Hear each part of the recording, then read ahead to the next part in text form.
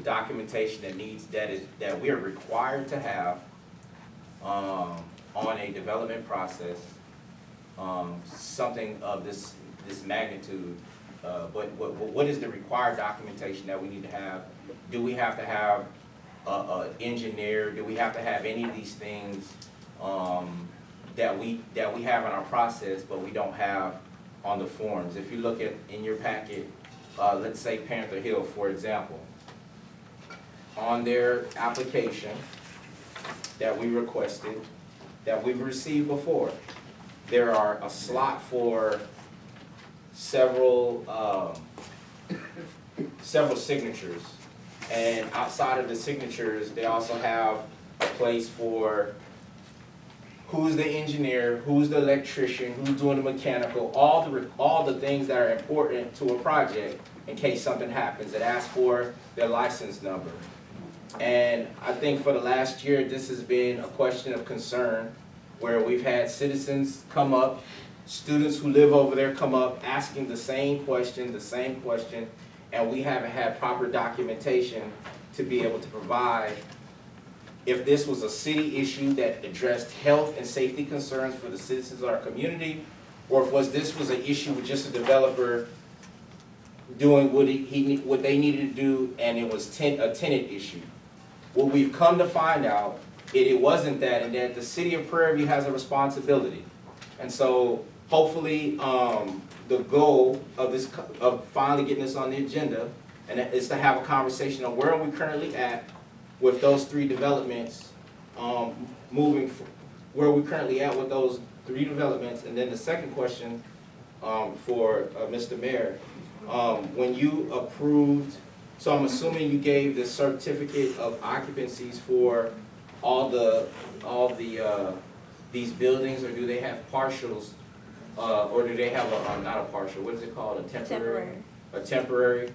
Can you give us an update on what buildings have, you should have a list, what buildings have a full CO, which ones have partial? Again, and these are just simple questions that any citizen should be able to get this, ask for the file, and be able to review this. And if you wanted a copy, you would be charged, but you should have this available to you. And so this is what we're asking.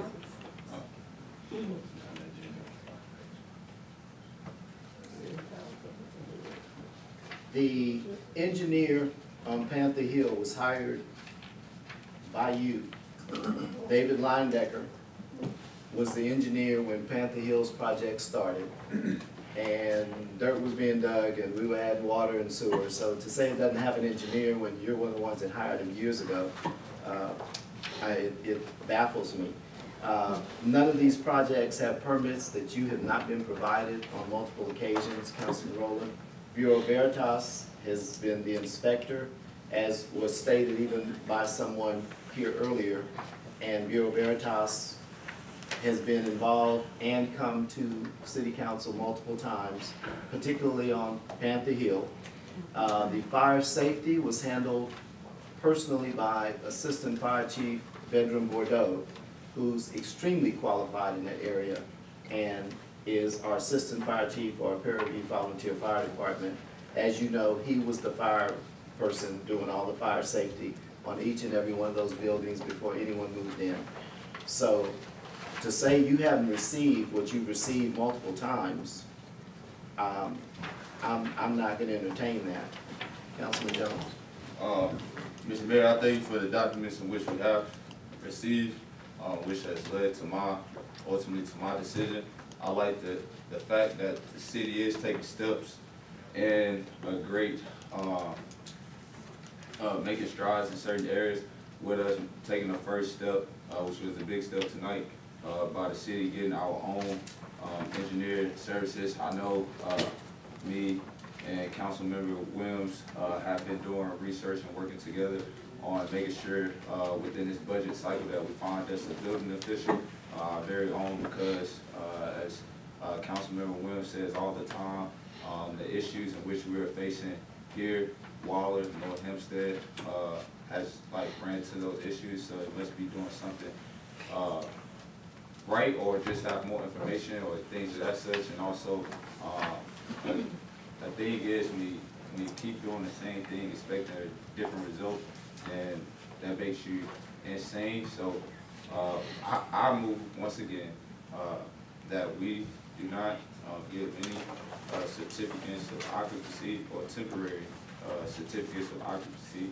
to Panther Hill, the Gates at Prairie View, and Campus Edge until our city engineer, inspects, until we get our very, so our city engineer inspects with the building official that we have, on board. Second.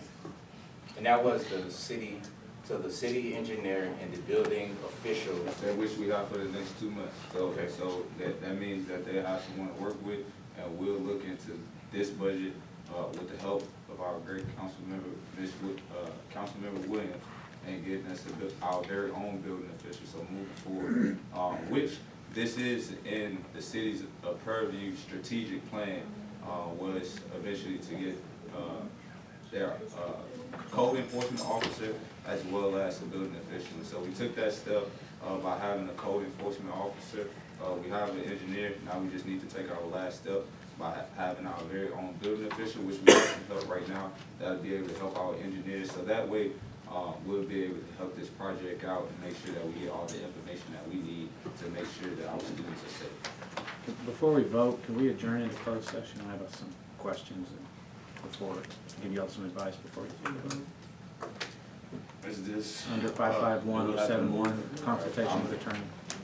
Which one? You said? Under 551071, consultation The with City attorney. of Prairie View City Council reserves the right to adjourn into executive session at any time during the course of this meeting to discuss as authorized by Texas Government Code Sections 551.071, consultation with attorney. We are at this time adjourned into executive session.